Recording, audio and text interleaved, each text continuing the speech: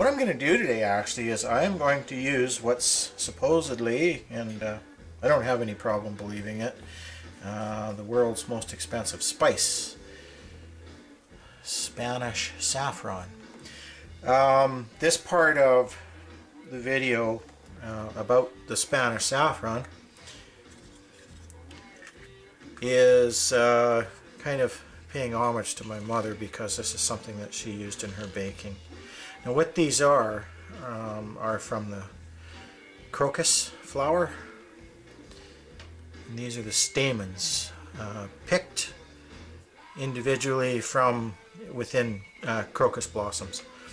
And unlike American saffron, this stuff here is highly aromatic, and I'm going to capitalize on that by taking and using for one loaf here. This is going to be an incredibly expensive loaf of bread after. This is 1 gram of Spanish saffron, and some people I've seen use it on rice and different things, but it really just is not going to get the point across about what this does to aroma and flavor of bread. And to this I'm also going to today be adding some softened raisins that I have actually. They're just having a little simmer in a saucepan behind me. This is something that I had as a kid done up in fruit buns, and with candied fruit in air buns, and they were colored and flavored with Spanish saffron. So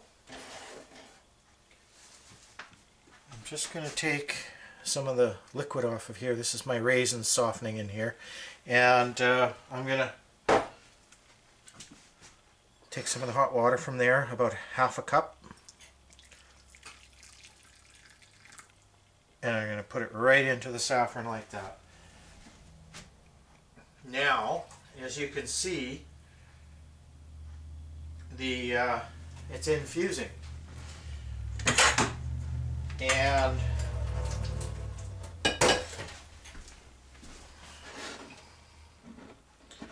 have a look there.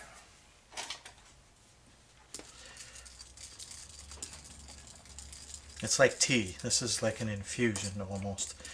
And what's going on here is, oh, if you could smell that, I lack the words to adequately describe what infused Spanish saffron actually smells like. Alright, now this is my yeast in this one. This is my Spanish saffron infusion in that. I'm notorious for actually not measuring when I bake, so I'll never be a great baker because that requires measurement, I'm sure. But anyways, here's my yeast mixture going into my flour. Just put it in, and then seems like a lot of liquid, and I may end up having to add more flour to this. So we're just going to incorporate that. Now, before we get it too well incorporated, all of this is going to go in there. Now you may now be looking at some of the world's most expensive bread.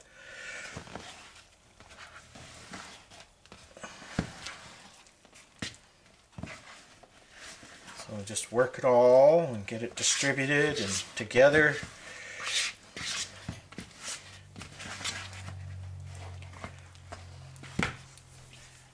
And as well, I've been draining these, but they're going to bring more liquid to this as well.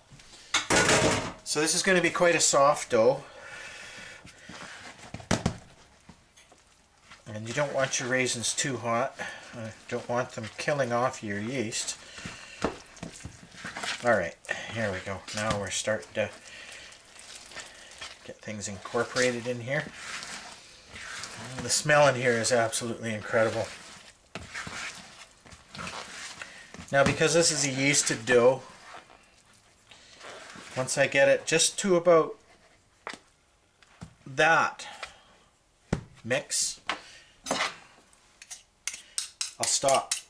And I'm going to put some plastic over top of this, and we're going to let the yeast continue to do its magic and create all these little gas bubbles in the dough. Have a look before I cover it up.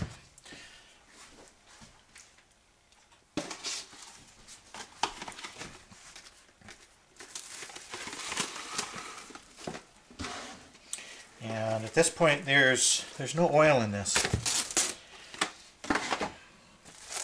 We'll get to that, but that'll be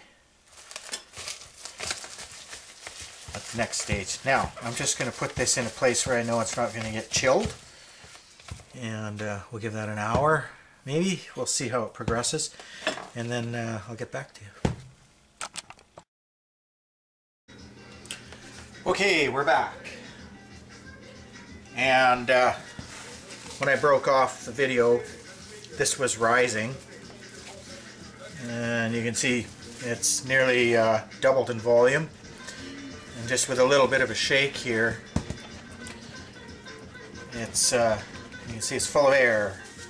Actually, it's full of carbon dioxide. So let me grab my implements here. Okay. So I'm just going to kind of pull it away from the edges here, kind of burp it out a little bit,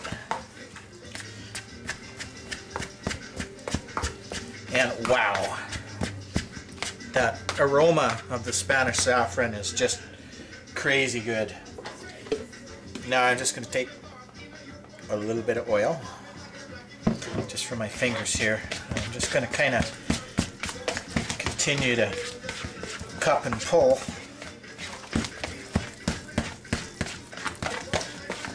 My dough. And you know what? I'm happy with the moisture content in this being quite high and the dough being quite loose. Like that, that's just fine with me. And right, so we're going to do the same thing. Is I'm going to set it aside for this time about half an hour or so, and then it's going to go on a flat pan, not or a flat tray, and I'll bake it. Anyways, there we go. We're going to cover it up and let it rise again for 30 minutes. Okay, this has had its second rising, and now I'm just going to knock some of the air, some of the bubbles out of this, some of the gas bubbles. And okay, now this is how I'm going to get this on the tray here. So I'm just going to take some of this olive oil and go round and round the whole thing. Free it from the bottom, so to speak, and roll it out onto my tray.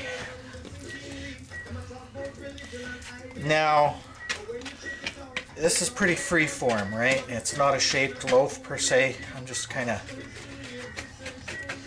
I've got a bit of oil on my pan here as well.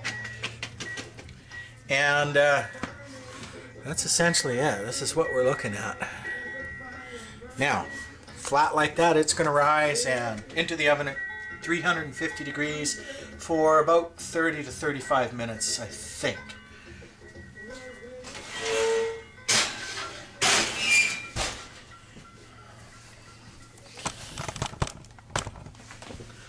So, Spanish saffron raisins in a white bread. About 35 minutes from now, I hope to be able to show you the finished product.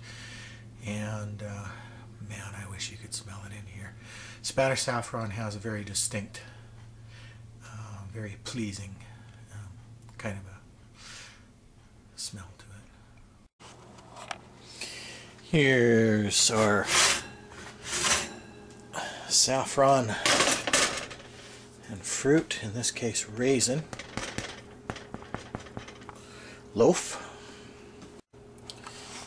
Right, so here it is. I just pulled it from the oven at 35 minutes bake time. It's beautiful.